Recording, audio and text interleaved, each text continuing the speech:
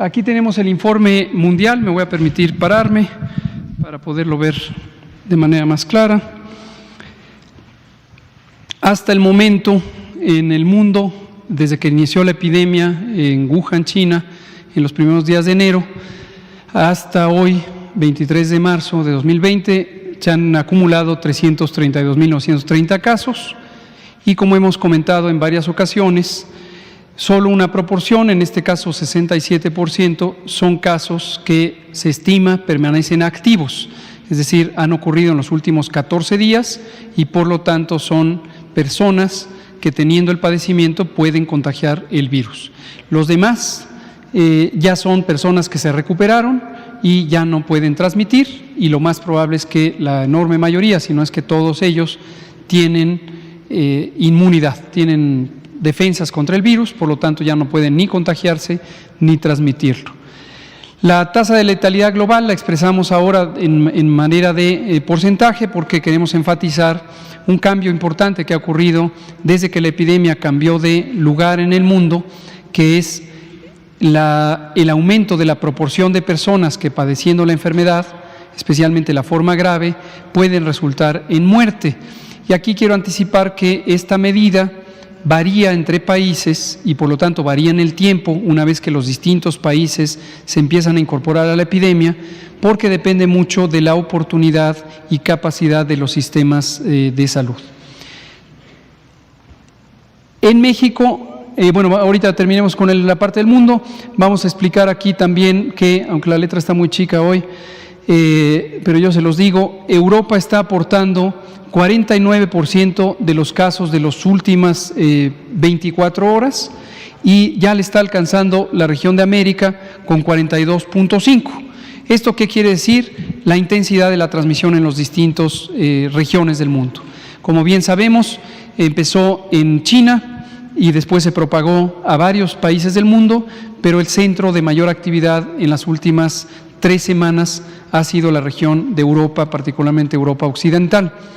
Y también en las últimas 3 semanas empezó a aparecer en América, en toda América, incluyendo Estados Unidos, Canadá y posteriormente varios países de América Latina. Hoy tenemos prácticamente toda América Latina que, de acuerdo a la clasificación de la Organización Mundial de la Salud, tiene al menos un caso en donde ha habido contagio en el sitio, en el país, y no solamente casos importados. Esta señal, si pasamos a la siguiente diapositiva, que es la situación de México, es una señal importante porque tiene que ver con esta progresión que se espera la epidemia tenga desde la fase de importación del virus, importación de casos, posteriormente hacia la transmisión comunitaria y eventualmente en algún momento hacia la transmisión generalizada. Ahorita voy a comentar eso. Acumulamos ya 367 casos confirmados desde el inicio de la epidemia. Se han podido descartar, ahí se esconde un número 1, pero son 1.865 los que están en la casilla verde. 1.865 casos han sido estudiados como sospechosos, han sido en su momento tratados o manejados como sospechosos, esto quiere decir puestos en aislamiento hasta el momento en que se detecta y se confirma, o bien se descarta porque la prueba de laboratorio resulta negativa. Y en este momento siguen en estudio. Antes lo poníamos en un fondo amarillo, hoy lo ponemos ya en un fondo azul para no confundirlo con la escala de colores del mapa. 826 casos que han sido que están en este momento en estudio como sospechosos. Acumulamos ya 4 muy lamentables defunciones, los 2 casos fatales que habíamos anunciado en fechas previas, y se agregan 2 nuevas defunciones, una de una persona residente del estado de Jalisco, de 55 años de edad, que fue anunciada por las autoridades estatales en horas de este día, y otra nueva en la Ciudad de México, un hombre de 71 años. Importante, en ambos casos los antecedentes de riesgo incluían enfermedades crónicas, las que hemos señalado, en particular diabetes. En el caso de Jalisco, una persona que tenía diabetes y obesidad. En el caso de la persona que lamentablemente falleció en la Ciudad de México, un hombre de 71 años que además tenía diabetes e insuficiencia renal. En la escala de colores del mapa, que está representada aquí arriba en esta escala de colores, lo que vamos mostrando es cómo la intensidad de la transmisión empieza a cubrir distintas áreas del país o distintos estados del país, pero sobre todo lo que hemos advertido desde hace algunos pocos días, que la zona metropolitana de la Ciudad de México, que incluye la Ciudad de México propiamente dicha y la zona conurbada, que es territorio del Estado de México, indudablemente va a ser la zona de mayor transmisión. Esto sencillamente porque la alta densidad poblacional de esta región es uno de los elementos que fomenta la transmisión. En el Valle de México reside un poco más del 25% de la población de todo el país y por ello no debemos pensar que cada región tiene que tener la misma velocidad de acciones o la misma intensidad de acciones de prevención y de control. Desde el viernes pasado acordamos con el gobernador del Estado de México, con la jefa de gobierno de la Ciudad de México, que era conveniente que nos mantuviéramos muy bien coordinados, como nos mantenemos hasta el momento, pero también que la zona metropolitana tuviera la posibilidad de tomar decisiones aplicables a esta región y esperablemente pudiera tener adelantos de algunas acciones que eventualmente pudieran no ser pertinentes todavía para el resto del país. Esto corresponde precisamente con el esquema regionalizado que habíamos anunciado desde todas las semanas anteriores en la tabla que poníamos todos los días, donde hablábamos de los 3 escenarios y de las intervenciones correspondientes.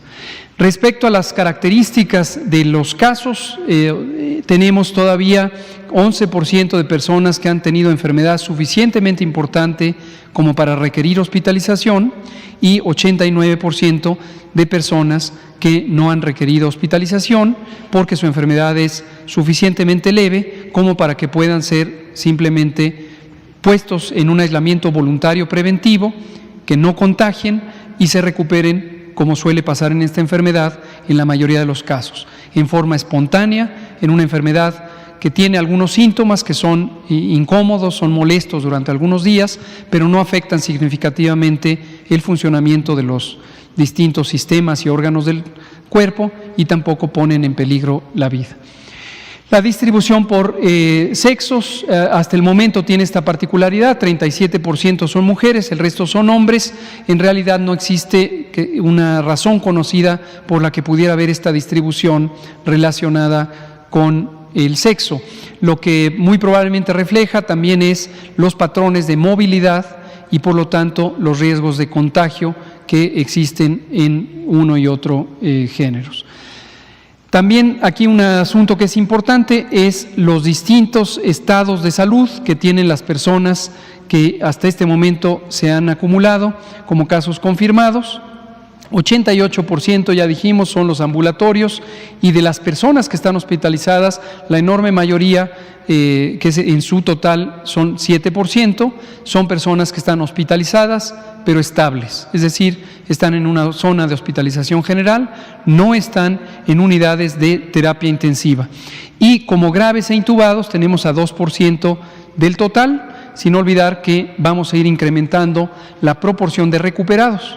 Ayer habíamos anunciado 1%, hoy estamos subiendo a 2%, y lo esperable es que en la medida en que este enorme porcentaje de personas que se recuperan espontáneamente lo vayan logrando, este porcentaje de recuperados va a aumentar progresivamente. La siguiente.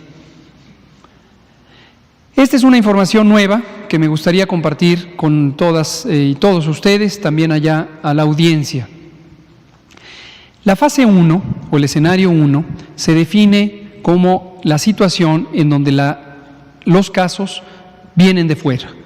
Esto ocurrió al inicio de la epidemia, son aquellos casos que personas, ya sea residentes de México o ciudadanas mexicanas que viajaron al exterior, se infectaron en el exterior y regresaron. Posteriormente se agregó otro tipo de relación con la importación, que es personas que vinieron de visita desde el exterior y contagiaron a personas en México. Estos dos fenómenos se conocen como casos importados y el segundo como casos asociados a la importación. Y hemos definido desde hace varias semanas la existencia de una primera generación de contagios, que ocurre cuando personas que viajaron pueden contagiar a alguien que no viajó.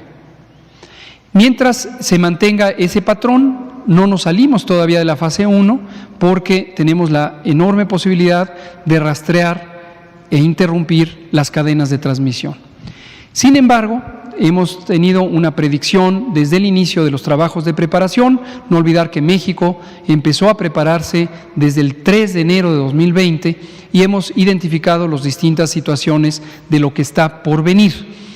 Y en ello identificamos que irremediablemente, conforme aumente el número de casos, nos empezaremos a encontrar situaciones en donde se vuelve crecientemente difícil, hasta llegar a ser imposible, el rastrear cada cadena de transmisión. Pero además, cuando ese número de casos empieza a aumentar, ya no solo se vuelve imposible, sino se vuelve muy poco útil el intentar perseguir o rastrear a cada uno de esos casos y cada uno de esos contactos y sus cadenas de transmisión. Esto, y por eso ponemos esta tabla desde hoy, es un proceso gradual. No ocurre de un momento a otro, no ocurre con un caso más. Entonces, lo digo porque la declaración o la identificación de un cambio de etapa o de escenario, por ejemplo, del 1 al 2 o del 2 al 3, es un proceso gradual. No es una situación en donde de un día para otro ya uno pueda decir, aquí ya cambiamos de fase. Lo puede uno decir, pero en realidad es una situación arbitraria, poco realista respecto a lo que está ocurriendo.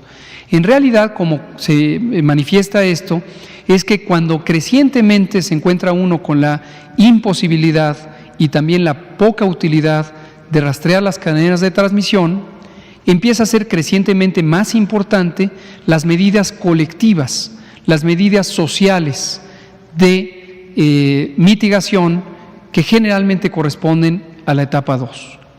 En México, como lo hemos dicho desde hace una semana, desde el 14 de marzo, preferimos adelantarnos a las circunstancias, empezando con las medidas de fase 2, justamente 2 semanas antes del momento en el que esperamos que empiece a haber un crecimiento rápido en el número de casos diarios. Regreso a la tabla. Lo que vemos aquí es de los casos confirmados, que son 367, representarían un total, un 100%, 292 aún son casos importados. De estos 367 casos acumulados desde el 27 de febrero, cuando tuvimos el primer caso detectado. Sin embargo, 70 de ellos, 19%, son casos asociados a la importación. Es esta relación entre alguien que viajó y contagia a alguien que no había viajado. Y lo que empezamos a encontrar, pero lo queremos anunciar muy tempranamente, desde que la proporción es muy pequeña, son algunos casos en los que no hay un antecedente identificable de importación. Es decir, en el estudio epidemiológico del caso se interroga al paciente, a la paciente, se le pregunta que haga memoria si viajó, si recibió a un visitante que viniera del extranjero, en particular de los países de alta transmisión, y ya en 5 de estos 367, lo que representa por el momento un porcentaje muy pequeño, 1%, ya empezamos a encontrar que hay personas que no son capaces de identificar o reconocer a quién les contagió. Esta es una señal muy temprana, pero esta es una señal característica de la transición hacia la fase 2. Quiero que ustedes la conozcan desde este temprano momento y recuerden que México decidió adelantarse a las circunstancias aproximadamente 15 días antes de empezar con una fase acelerada de transmisión.